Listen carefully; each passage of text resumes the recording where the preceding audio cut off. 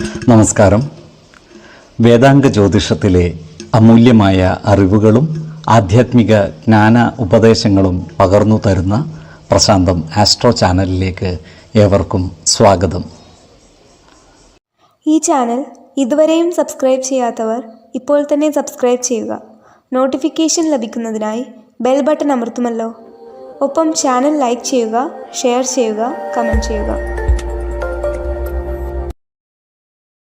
കൊല്ലവർഷം 1200 ആണ്ടിലെ കന്നി സംക്രമം ചതയം നക്ഷത്രത്തിലാണ്.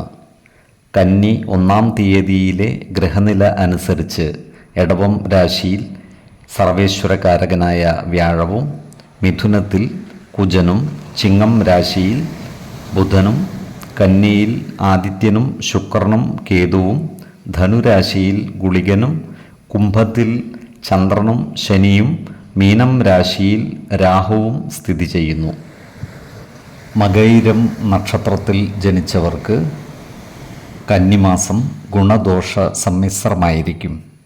കർമ്മ മേഖലയിൽ കാര്യങ്ങൾ അനുകൂലമാണ്, എന്നാൽ സാമ്പത്തിക ചിലവുകൾ വർദ്ധിക്കുന്നതാണ്. ഇവർ വിനോദ ഉപാധികൾക്കായി കൂടുതൽ പണം വിനിയോഗിക്കുവാനുള്ള സാധ്യതകൾ കാണുന്നുണ്ട്. അതിനാൽ ഇത്തരം കാര്യങ്ങൾക്കായി പണം ചിലവഴിക്കുന്നത് നിയന്ത്രിച്ചു നിർത്തേണ്ടതാണ്. ചില പ്രധാന രേഖകൾ ഇവർക്ക് കൈവശം വന്നു ചേരുവാനുള്ള സാധ്യതകൾ കാണുന്നുണ്ട്. ഇവർ മാനസിക ആരോഗ്യം മെച്ചപ്പെടുത്തുന്നതിനായി പരിശ്രമിക്കുന്നതാണ്. യോഗ പരിശീലനം തുടങ്ങി മാനസിക സമ്മർദ്ദം കുറക്കുന്ന നല്ല ശീലങ്ങളുമായി മുന്നോട്ട് നീങ്ങുന്നത് ഗുണകരമായിരിക്കും. എടവക്കൂറിൽ വരുന്ന ഈ നക്ഷത്രക്കാർക്ക് അപ്രതീക്ഷിതമായ സാമ്പത്തിക ചെലവുകൾ വന്നു ചേരുവാനുള്ള സാധ്യതകൾ കാണുന്നുണ്ട്. അതുപോലെ ഇവർ ബന്ധുജനങ്ങളുമായി വാക്കുതർക്കങ്ങളിൽ ഏർപ്പെടാതിരിക്കുവാൻ പ്രത്യേകം ശ്രദ്ധിക്കേണ്ടതുമാണ്. ഇവർക്ക് സന്താനങ്ങളുടെ കാര്യത്തിൽ മനോവിഷമം നേരിടുവാനുള്ള സാധ്യതകളും കാണുന്നുണ്ട്.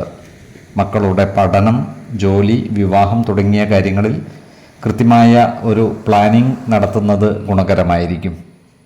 അതുപോലെ ഇവരുമായി ശത്രുതാ മനോഭാവത്തോടെ പെരുമാറുന്നവരുടെ എണ്ണം കൂടുവാനുള്ള സാധ്യതകളും കാണുന്നുണ്ട്. അത്തരക്കാരെ തിരിച്ചറിഞ്ഞാൽ അവരുമായി നല്ല സ്നേഹബന്ധം നിലനിർത്തുവാൻ പരിശ്രമിക്കേണ്ടതുമാണ്.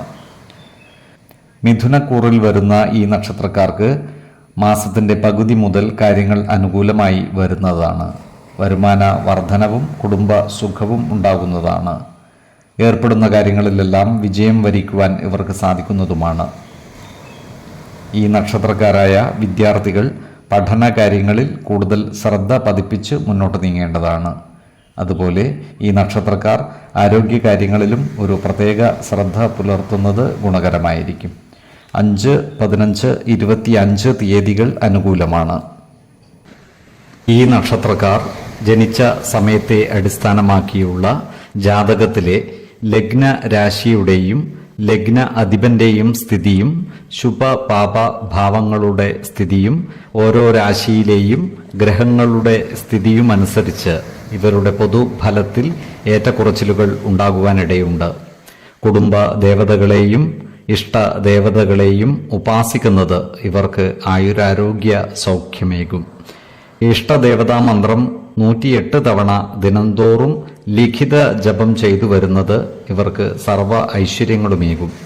നല്ല വ്യക്തി സാധനകളോടെയും ഉപാസനകളോടെയും മുന്നേറിയാൽ സർവേശ്വരാനുഗ്രഹത്താൽ ഇവരുടെ സർവകാര്യങ്ങളും മംഗളകരമാകും. നന്ദി, നമസ്കാരം. ജ്യോതിഷരത്നം പ്രശാന്ത് കണ്ണോം.